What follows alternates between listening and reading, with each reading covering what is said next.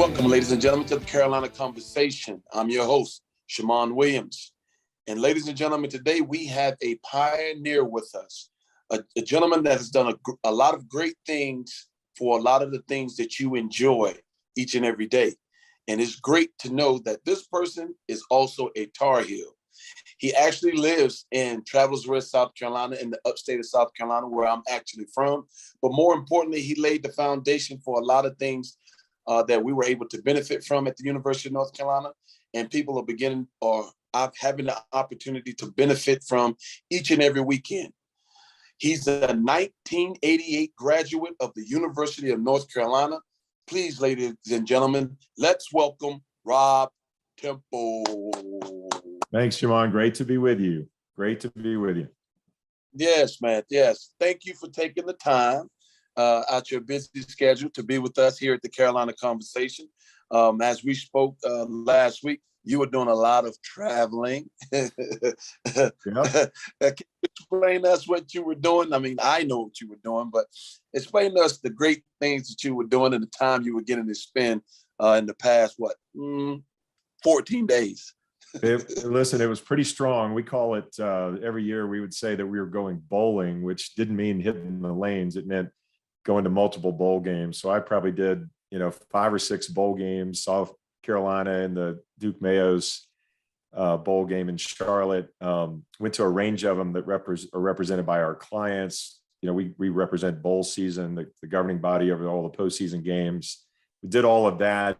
We went to the national championship game where I got to see a lot of my former workmates from ESPN and the Walt Disney Company who were there because they have the exclusive rights to the game. And of course, got to see, commissioners and clients and other folks there and had a great time. Took in an Indiana basketball game, saw them win at Assembly Hall over Minnesota. And that was always a lot of fun. And my partner, business partner I was with, went on the tour and went to Hinkle Fieldhouse and saw a game there and got to Notre Dame, got to Purdue this week and just had a great week and saw, my childhood heroes, the Georgia Bulldogs, saw them finally win a national championship again, which was a lot of fun.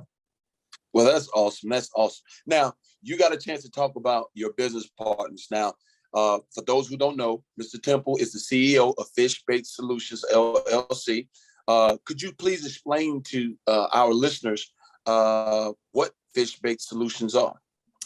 Absolutely. Well, I have, I was a political science major in Chapel Hill. And so naturally I went into media and sponsorship and marketing and sort of stumbled into the career working for a sports marketing firm in Atlanta. I worked in Australia for 5 years and ran the Sydney Olympics for the broadcaster there. I came back and ended up working for ESPN for almost 20 years of my career. And then a year ago, retired and decided to roll up 2 agencies to create a new company. One agency was out of Nashville that did a lot in the country music space. The other was out of Charleston, South Carolina, and did a lot in the college sports space with both college football, college basketball, HBCUs, Title IX, men's and women's sports, Olympic sports, other things. And that combined company is what I'm now running. It's a great pleasure. We have a contract with ESPN. We work with different media companies in the different divisions of the company. But most of what we do is, at least my heart is in college sports in particular. And then, we of course do a lot with country music and we have an American Heritage division, an outdoors group, and a tourism and food division as well that does, different things. But it's a great pleasure to run the company. I'm working with people I've known for a long time and are kind of trusted business partners that have a like mindset for what we're trying to do. We try to do good. We didn't fire anybody during the pandemic. We pay 100% of their healthcare. We tithe 10% of our profits. We have a lot of pro bono work we do for the V Foundation and the Mike Slive Foundation for prostate cancer research and other initiatives. So we're, just trying to do our little thing in the world and do right and do good. Man, that's awesome. That's awesome. To hear all the things that you're doing, it's unbelievable when when I begin to think about what they're going to experience on this podcast, when they're going to hear about the things that you've developed and things like that, and to listen to how vast your portfolio is in the work that you do, philanthropic as well as business. And so to see where you are today, we all, well, I'm not going to say we all know, I know where it all started. And so, let's go back a few years and let's talk about what made Rob Temple go to the University of North Carolina. Well, I was really blessed and very fortunate, and I've owed a debt to Chapel Hill for the rest of my life, really, because I grew up with really limited means. My family of five, two brothers, and my parents lived on about a budget of about $11,000 a year for years. And so I existed mostly in hand-me-down clothes. And I think teachers and administrators at my high school and elementary school thought I was a drug dealer because I would always pay for everything in cash. I had like a money clip, and because I cut grass, I painted houses, I cleaned gutters. I was the man. I owned my neighborhood, and so because that's how I afforded to do anything with my friends, and bought my own clothes that weren't torn or ripped or patched or all those things. And so I was scrappy from a young age. I earned as much money as I could, and amazingly got in out of state to Chapel Hill because I grew up in Atlanta and went to a public school there, Druid Hills High School. And so all that money that I'd earned from the age of 10, 11, 12 working went to my freshman year at Chapel Hill. And then I took 2 years off to earn the money to go back for my junior and senior years. I finished academically in 3 academic years, but it took me 5 years because I paid my way through Chapel Hill. And so that degree that I got means the world to me. I paid for it. I sacrificed a lot for it. And so I've been giving back to the university ever since. Man, that is so great to hear. To see well, I'm not going to say adversity, but shows a lot of endurance in really wanting something. And so that trait right there, is that a trait that you just had in yourself, or was that a trait that came from your family, your father, your parents, or, just wanting something greater for yourself? Yeah, my parents did so much for me. I was born, physically healthy, and I had a good mind. I had a strong work ethic because of them. I sort of had to have a good work ethic to do what I wanted to do. So I think it's a combination of nature and nurture. I was very blessed, but growing up, my dad was an alcoholic and he didn't work. And so that put its own challenges and difficulties, adversities for me. And so overcoming that and trying to figure out who I was and how to present myself in a way, that could get me ahead in life. A lot of it came through sports. I was active in church with the choir and other things, but sports allowed me to compete, allowed me to get out a lot of frustrations, allowed me to develop leadership traits as a captain of my teams in football, basketball, and soccer. And I think it allowed me to have balance, between the academic side and athletics. And that's, when I got in Chapel Hill out of state, I was a good student. I had a lot of leadership things. I had athletics. I had, I think what presented as sort of an unusual but well-rounded case for a public school kid from out of state. And and so got there, and Chapel Hill gave me all that. It gave me the chance to enjoy, not at your level, athletics, but intramurals and other things, and enjoy the fabric of Carolina athletics and Carolina basketball. But also, focus on being a student and contributing to the school, and then doing other things later that, hopefully shone well on my degree. Right. And so while at the University of North Carolina, let's talk about some of the things that you were able to implement while there. You saw a need for some things. You also saw how to make some things that they had, make it even better. And so could you elaborate on, some of the foundation, things that you had a hand in that people actually have an opportunity to still enjoy at the University of North Carolina right now? Yeah, I'll be honest with you. I give a lot of credit to our athletic director at the time, John Swafford, later, the very well-regarded commissioner of the ACC, and his successor, Dick Bedour, who was then the senior associate AD, they had just raised the money for the Dean Dome from private sources and had started the first season. So my freshman year there, we were in Carmichael with Michael as a junior. And then as I got older and came back after working 2 years, they were in the Dean Dome. Well, the Dean Dome environment wasn't great. And I worked with the Carolina Athletic Association, the student group of 12 of us that oversaw homecoming and the student tickets. And the commissioner, the athletic director, Swafford, brought us in and said, can you guys help us figure out how to boost the morale and the spirit in the Dean Dome? And they agreed to fund the idea that I had, which was, let me go to Bloomington, Indiana, ironically, where I was a few days ago watching a game in assembly. But they had a great, well-regarded student spirit group and leadership group, if you will. And I went and spent 3 or 4 days with them, came back and wrote a business plan to create a group that I called at the time Carolina Fever.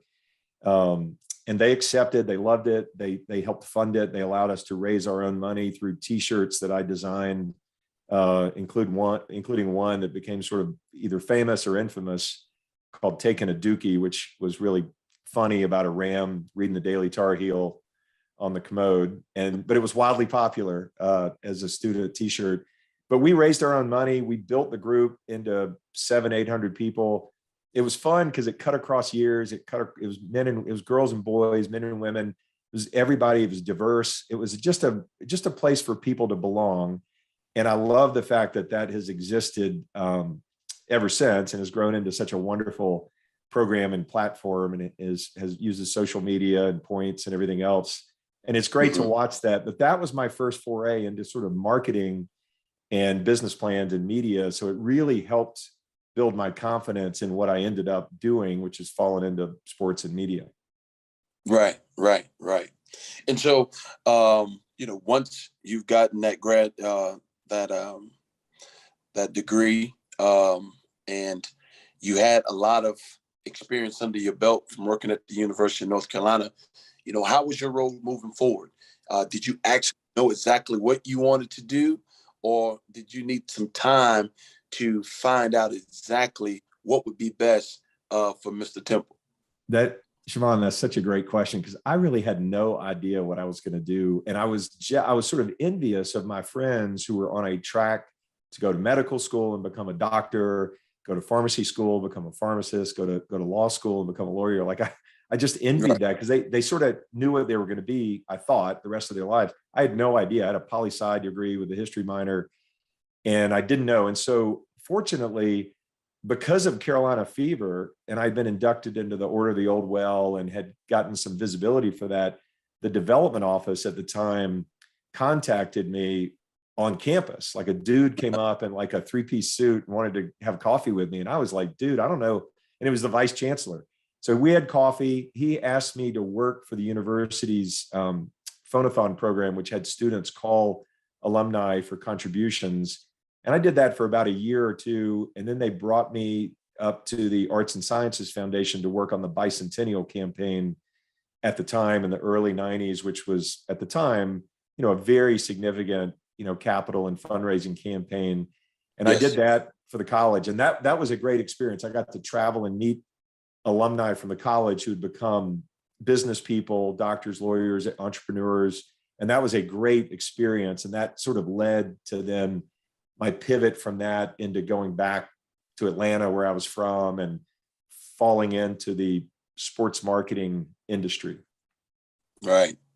And when you made the decision to quote unquote fall into the sports marketing industry, did things begin to flourish and take off for you? Did you feel like I have actually found my niche? It's funny. It took me a couple years. I really went back to Atlanta because my dad, who had issues, had become sick and bedridden. My mom needed help taking care of him. So I moved back home, not just to my hometown, but home in a garage apartment behind our house to help take care of my dad for about, 3 or 4 years until he passed away. And to do that, I started working for this small sports marketing firm that had people in it who had worked at the PGA Tour and on the Olympics. And I honestly did that for a couple years and had a lot of success with it before I realized, wait a minute, this could be a career. This could be something that I could do for the rest of my life. And so it took a couple years. And I've always told people, when I give advice to young people as they're developing what their interests are and what they want to do, I always tell them to figure out what they're good at and what they enjoy. Because if you find people that are good at something but they don't enjoy it, it's tragic. If they love something but they're not good at it, they're not going to advance very much and be successful. But if you really can marry those things together. And so I fell in love with the business of sports and entertainment and the strategic and creative side of all of that.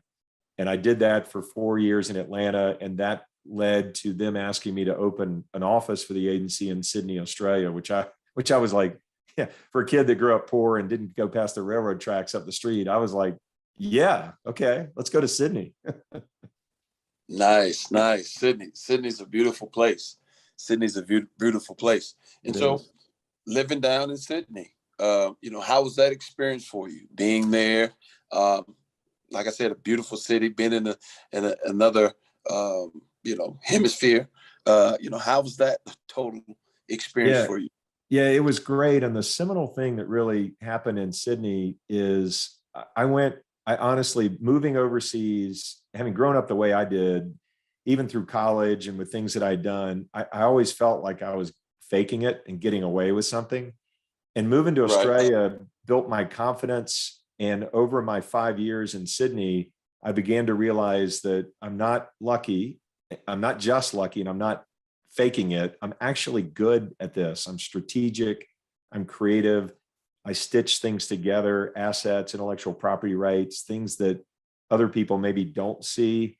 And I do it in a way that makes it simple and valuable. And being overseas, being away from family, being sort of untethered to what were my barriers growing up actually empowered me in a way, because I was with the agency the first 18 months, 2 years, and then I was recruited by the Seven Network in Australia, which is sort of the NBC equivalent down under, and they needed somebody to run their Sydney Olympics and sports sales and marketing, and I did it, and it was wildly successful. And I dated a girl in Atlanta who came over, and we got married, and had my oldest daughter was born in Sydney, and it just couldn't have been a better experience for me personally. Yes. Sounds like it was a great springboard, a great opportunity, like you said before, to grow. For those who have lived abroad, outside of the environment that you're used to, there is a lot of peace in that. You can focus, get a lot of things done that need to be done, because you're kind of hard to get a hold to. The only people that can get a hold to you are the people that you would like to get a hold to you. That's right. That's right. Yeah, I loved it. Honestly, I really loved it. And I tell everybody, if you have a chance to work overseas or travel overseas or study abroad, I'm just a big advocate of that. I think it just changes your lens on so many things and helps you find yourself as much as understand the world better. Yes. It's interesting that you say that, because that is something that I always tell kids nowadays, because it gives you a chance to be, no matter where you are, you're the minority, and you see how it feels to be in an environment where you're different than everybody else, and understand, and trying to navigate that environment and see how people treat you, and how difficult it can be to rise to the level of everyone that's around you in some form or fashion.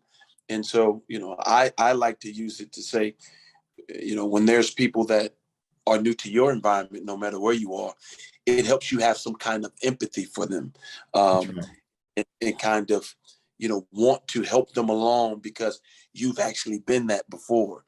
It gives you can relate to it. Yeah, that's spot on. And my kids live it every day. I tell them one of the most important things to me is when they have new kids come to their school, I always tell them, it's your job as part of our family to be the nicest, kid in that school to the new kids. I don't care what they're like. I don't care where they're from. You're going to make them feel accepted. You're going to make them feel reflected in the school. That's right. And included. And it comes from that place. It comes from, growing up poor and having to prove yourself. It comes from living overseas. It comes from that lens and being appreciative and wanting to pay that forward to other people. Mm-hmm. No question. No question. No question. Before we move on, let me tell you guys a little bit about our partners over at BetRivers Sportsbook. If you haven't signed up for BetRivers yet, now is the time, because they are offering a $250 match bonus for your first deposit. But what sets them apart is that they require just one playthrough to turn your bonus into cash money. With their Rush Pay instant approval, withdrawing your winnings is safer, it's more secure, and it's more reliable. Now that basketball season is tipping off, get in on the action at betrivers.com today, or by downloading the BetRivers iOS app. You must be 21 years or older. If you have a gambling problem, call 1-800-GAMBLER. And while I got you here, let's talk about the Field of 68 Media Network, where college basketball matters most all year round.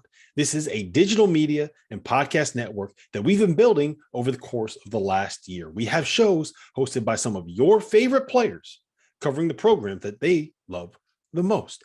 AJ Guyton hosts the House of Hoosier. Eric Devendorf covers Syracuse on the Scorer's Table.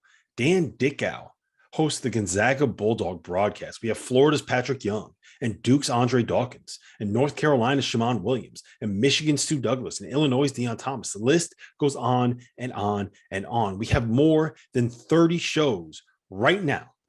So hit the links below and check them all out. And while you're at it, make sure that you go check out the Field of 12 Media Network, your home for college football. And so it leads me to this question. What made you choose ESPN? Well, it's a great question. And again, if you had told this little kid growing up in Atlanta on East Lake Road that didn't know how to scratch two pennies together, that he was going to someday work for the worldwide leader in sports, I would have no more believed that than I would go to the moon. I just couldn't fathom that.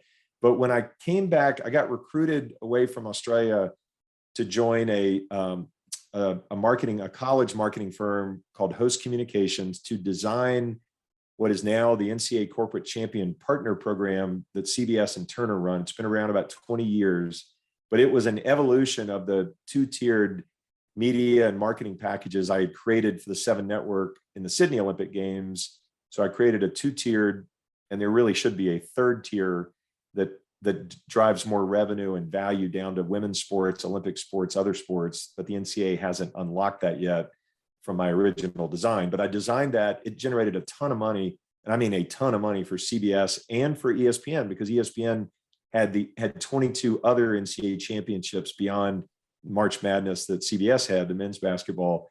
And that got me on the radar of ESPN. So the president of ESPN was like, who is this dude who's been coming over here? And all of a sudden we're just got all this money coming in these 22 NCAA championships that they were basically giving away in scatter. They weren't generating any high yield revenue. And all of a sudden they had a bunch from the Coca-Cola company and others. And so they brought me over, and this is where I give ESPN and the Walt Disney Company a great deal of credit. My wife, in the same month, CBS decided to bring that agreement in-house and manage it in-house. And so they didn't need Host Communications anymore. That same month, my wife was diagnosed with terminal cancer. And ESPN knew that, and they recruited me. And I told them I can't join ESPN unless I have a waiver for pre-existing conditions for my wife. And they went all the way up to the top of the Walt Disney Company. It took them a few months, got it done, brought me on board. And so I not only had a safe port to work at, but I was now in the ESPN sports marketing group, which is what I kind of built and led ultimately. But I was able to take care of my wife at Memorial Sloan Kettering for 4 years from 2002 to 2006 until she passed away. And ESPN at the highest levels, George Bodenheimer, Ed Earhart, Russell Wolf, even people up to Bob Iger were incredibly, and I mean tangibly helpful to me in making sure that I could manage the workload, that I could care for my wife that I got her hospice care and the right level of care and at every stage. So I've owed them a debt, for all of my life, for the care that they allowed me to give my wife, Lori, in her last, 4 years. But while there, that was the greatest distraction in the world. The first challenge they gave me was ESPN had a show that a sponsor called Discover Card had dropped, and they were the presenting sponsor of the show. And so they asked me to look at that opportunity and repackage it, for the marketplace. Well, I went up and met with the producer, and I spent a couple hours asking him, what problems are you trying to solve? And he had a lot of problems. He didn't own his own desk on his show. He didn't own his bus to get there. This is a show called ESPN College Gameday. And so after meeting with him, we repackaged and reimagined the show to be built by the Home Depot. And that happened in my third month of being there. I spent the first 3 months repackaging this show called College Gameday into a new partnership with the Home Depot, which has led to over $500 million in media and investment between the Home Depot and ESPN and the Walt Disney Company to secure that position and grow that position. And it's become a franchise and an icon in the industry of how to stitch together two partners and unlock an enormous amount of value for fans on site, for fans watching at home, now fans on social media, and so many kind of derivative forms of that content. But it's such a great partnership, and it's it was the hallmark of what I was there to do. And it showed ESPN that I thought differently, and that I, was willing to take chances and rethink things and unlock a lot of value. And that started a great run of a bunch of franchises like that I got to work on. Man, that was a strong story, man. Strong story. You just, you look at all the accomplishments and the experiences, but it's never bigger than family. And it was so sorry to hear about your wife. But I'm so glad to hear the type of people that you were working with. It says a lot about ESPN. That right there says a lot about ESPN. And when you have people that think bigger than just the business, it makes sense why you're so successful. It makes sense why ESPN is so successful, because it's about the people. And right. That's what George Bodenheimer. Yeah, George Bodenheimer used to always said we're all about our people. We're as valuable as our people, and they're our best resource. And I always tell my kids, my family, friends I work with, when you're dealing with somebody and they're frustrated or you don't understand them, dig deeper, don't take them for granted. Find out where they came from, find out what shaped them. People look at me now and they're like, oh, Rob's doing great. Look what he's doing, blah, blah, blah. But they don't know how I grew up. They don't know how I struggled. They don't know my dad was an alcoholic. They don't know that my first wife passed away from an absolutely torturous bout of cancer that just, was so painful and difficult for her and for her family to watch and be experienced around, to have that experience around her. They don't know all that. They think everything's given to you. They think it's simple, and it's not. You got to really get to know people and understand where they come from and what they've struggled with to try to put yourself in their shoes a little bit and find common ground. Yeah. When you do those types of things, it makes life better. It makes life better, especially right. if you're interested in, like I said, people. Empathy goes a long way. It goes a long way. And so moving forward, man, being so, intricate in the Home Depot College Gameday, it's amazing because, everybody gets up on Saturday now to watch College Gameday and those things. Were there any other things that ESPN asked you to do, after completing College Gameday?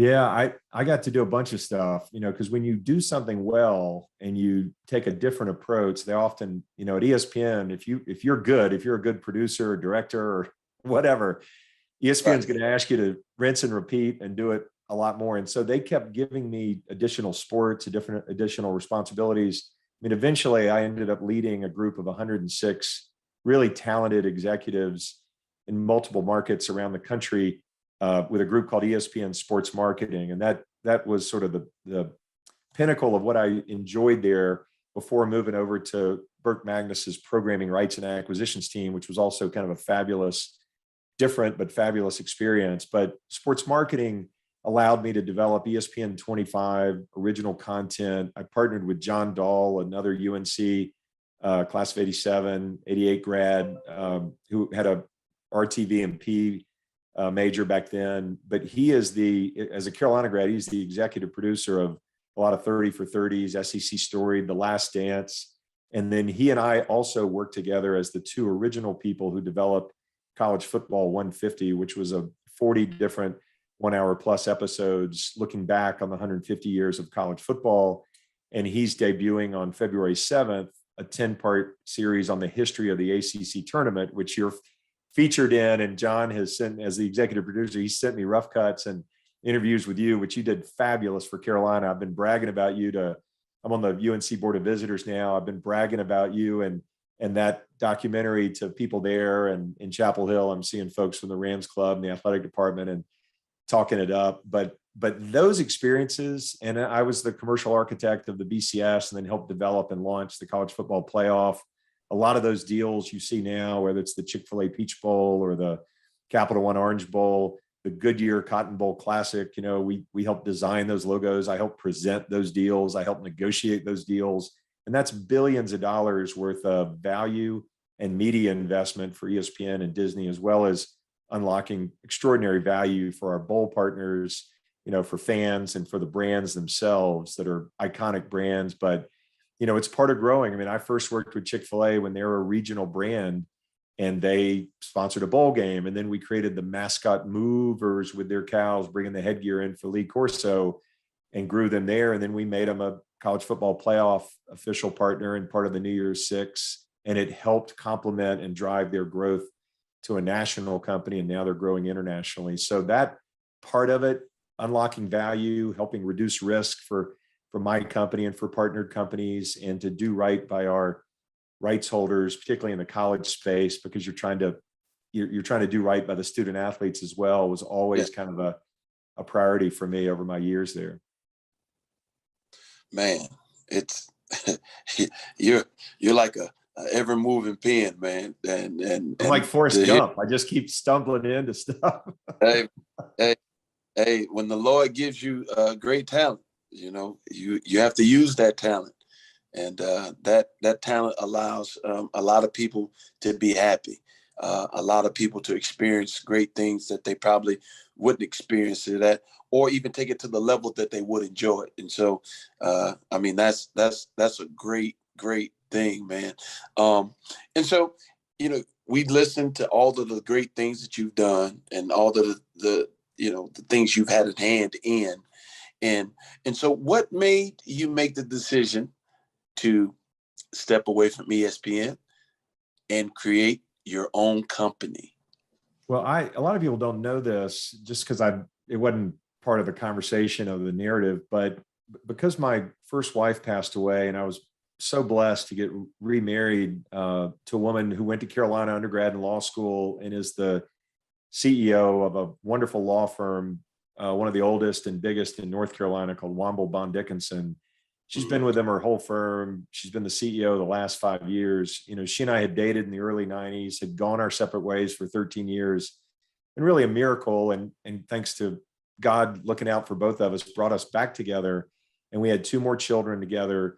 And her career was anchored down here in Travelers Rest in the South. And because of that, I commuted for 10 years to ESPN. I had an office on the Upper West Side at ESPN. And then eventually I had one there and one in Bristol, Connecticut, on the programming rights and acquisition side. And that was hard. I was away I would fly out at 6 a.m. on Monday, and I'd fly back and get home at midnight on Thursday. And I did that for 8.5, 9 years until the pandemic, forced me to be home. And I negotiated renewal deals through 2030 and future-proofed them for Disney and ESPN with Major League Baseball, Little League. I did the original Korean baseball deal that was one of the first live sports back on ESPN during the pandemic. But I wanted to be here. Right.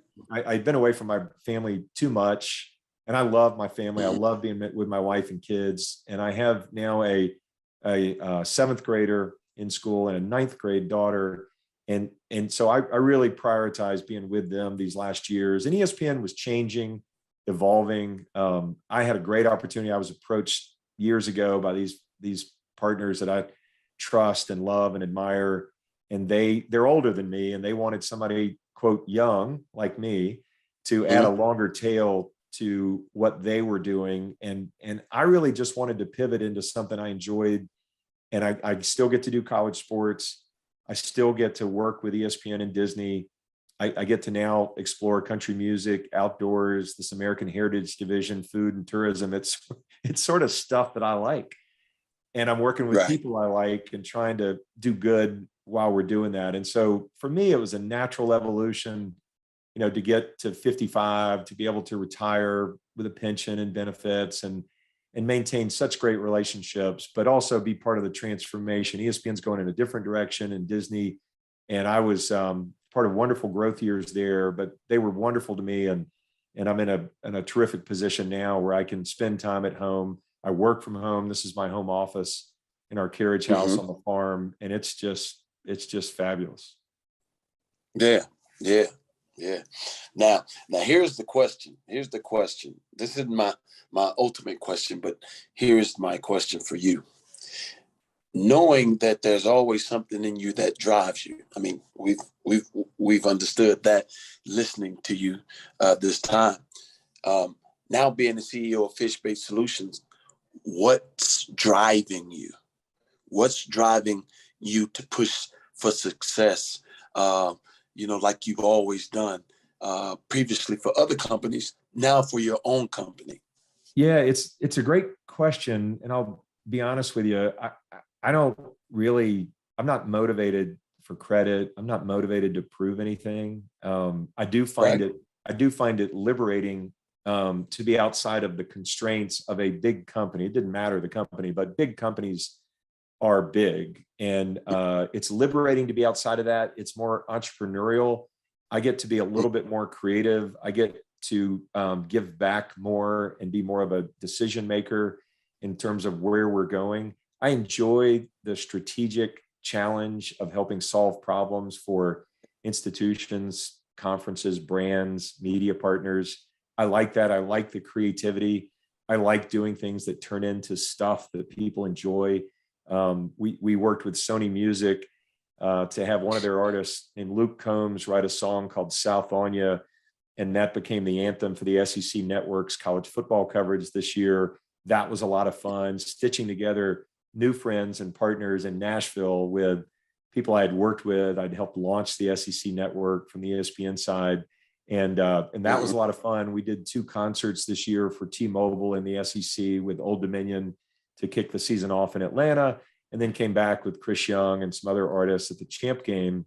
So doing things like that allow you to create something that has fun, that allows people to have fun, where you can give back. Again, we do 100% of our employees' healthcare. We give back and have a corporate tithe that we do, and we do pro bono work as well. All those things matter to me. So I'm not really doing this to prove anything anymore. I'm more doing it to enjoy things, to give back, to help connect and create, value for other people, to help connect the dots for others, and just to enjoy this part of my career and continue to be kind of a trusted advisor to people that I've known, for so much of my career over the years. Good. Well, this is my last question for you. My last question. And everybody that participates in the Carolina conversation or listens, they know that my last question is probably the most difficult question, but I think it's the most exhilarating question as well. When it's all said and done and people are looking back and they're looking at the things that Mr. Temple has done, what do you want the people to know and to say about you as a person? Yeah, I think I think for me, it's different than maybe a lot of people. I'd want people to think that, that's a man that made his mom and dad proud and was a good dad, and he was good to people. And that matters more to me than I've never really defined myself by my career. I don't, it doesn't really matter to me. I didn't grow up with a lot. I don't expect to leave with anything. And so Right. what matters most to me is the legacy I've created by trying to help people or inspire people, or how I've raised my children, or what I've done that reflects well on my parents. My parents weren't perfect. Nobody is. But for everything they dealt with, they tried really hard. And any kid, I think, wants to make their parents proud. And that's my barometer at night. I always think to myself, would my mom agree with, would my mom want me to do this or not? And it keeps you on track. And so for me, it's much more personal like that. It's much more about that. And that may be jarring to some people who think, oh, it should be about a career legacy or whatever. That's just not me. It's making my parents proud and being a good dad and husband, and somebody who did right, by his friends and neighbors and people he reached and touched. No question. That's a great answer. And believe it or not, with this Carolina family, it just shows you who we are as a family, because most finish with that same type of answer. And so it lets people know that we live it. It's not something that we just talk about. We live it. And for me, the time that we spent together at the University of South Carolina, I learned so much. And yeah, it was fun. Today was even better. It's I'm not part of Fish Bait Solutions LLC or anything like that, but I would say that your story would be great in a book. I would love to read that book. I mean, it is. You just you're what we always say. For me, you're a man's man, and that's that means a lot. That means a lot. And the things that you've endured, the things that you've gone through, for people to hear it, and if it helps one, then it's a great accomplishment. But it shows, it just shows a lot about the person. And this is one of our greatest podcasts here. This is one of the great ones right here. And listen, thank you, Shammond. It's my pleasure. I mean, Carolina means the world to me. Anytime I connect with people from Carolina that had that experience, you're right. It's almost part of our DNA. I tell people all the time, Carolina is the gift that keeps on giving. It inspired me to go there. It educated me in so many ways while I was there. And then over my life, I met my wife now, who went undergrad and law school at the same time, but I didn't know her in Chapel Hill. One of my best friends at ESPN is John Dahl, that I mentioned, who's the executive producer of all these fabulous, documentaries and films, The Last Dance, 30 for 30. I didn't know he was at Chapel Hill there. I didn't know him. Stuart Scott was there when I was a student. I didn't know him until I was at ESPN. Carolina, even if you miss the people getting to know them while you're there, whether they're the same time, older, younger, it's such a family that you keep meeting people the rest of your life who contribute to your life and where you can give back to them. And it is indeed a family. It is. And I'm so thankful that I had individuals like yourself to pave the road for us. For me, it's always, everybody always says, like when you're an athlete, you don't want to let the former players down and things like that. I think for myself, I never wanted to let the Carolina family down, and that's, like you said before, some things you use to make sure that you're putting your best foot forward each and every day, to, Coach Smith, to my personal family, to my Carolina family. It's just, it's great to have and hear stories like yourself. Because, for me, I wasn't like my colleagues.